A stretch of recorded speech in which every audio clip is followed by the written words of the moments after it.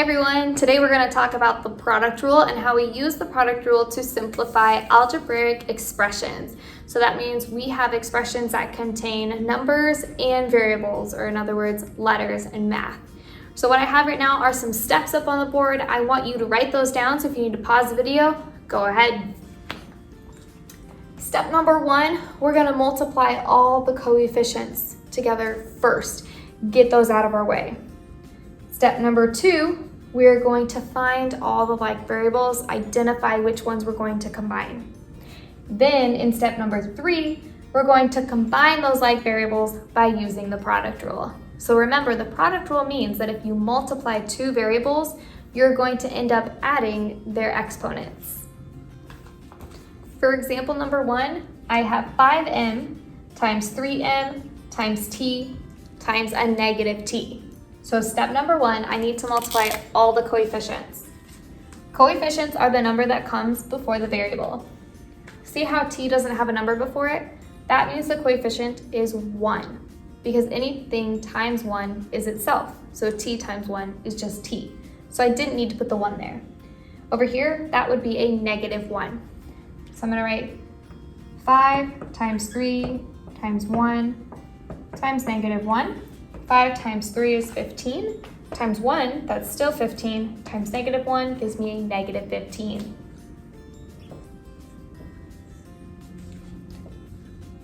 That's the first piece. Step number 2, find the like variables, okay? M and M are alike because they're both an M. T and T are alike, they're both T's.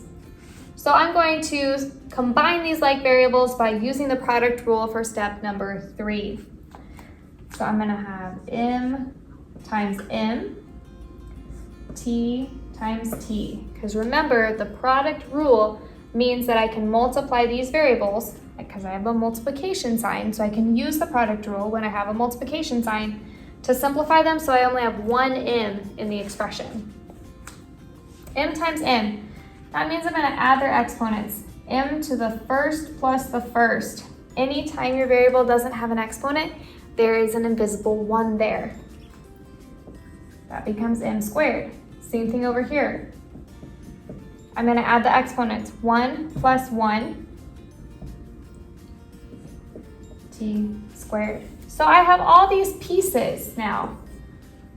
To write my final answer, I want to write all my numbers first and then my variables. So my final answer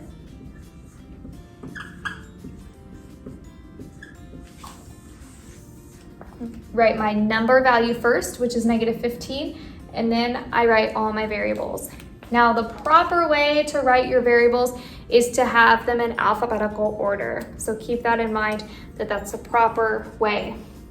Also keep in mind, I squished everything together because that means multiplication. In math, we have a lot of different ways to represent multiplication. You can represent it with the multiplication dot, the times sign, an asterisk, parentheses. This also means negative 15 times m squared times t squared. So your answers, the formal way to write it is in alphabetical order, number first, and squish everything together. For example number 2, I have 2a squared times 3bc cubed times ab. So in math, when you have things next to each other with parentheses, this means multiplication is happening. I see that multiplication is happening, therefore I can simplify this expression with the help of the product rule. So step number 1, I need to multiply all the coefficients.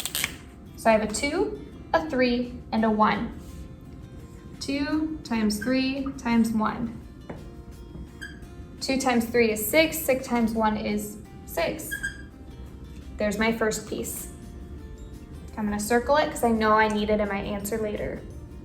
Step number 2, find the like variables. Identify which variables we can combine.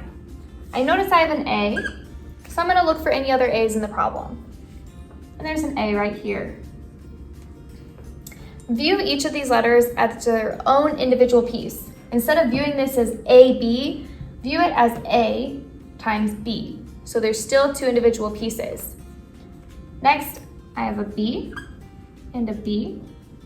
And lastly, I have a C, which I don't see any other C's in my problem. So I'm just gonna leave the C alone and add it on in the end. Let's start with A. I'm gonna bring down my A squared, multiply it, because remember this is multiplication happening, multiply it by the A. When I am multiplying variables, I add their exponents. So I'm gonna have A to the 2 plus 1, exponent of 1 right there. Simplifies down to A cubed, which is another piece that I'm going to need in my final answer. Next, let's take a look at B. I have a B times B.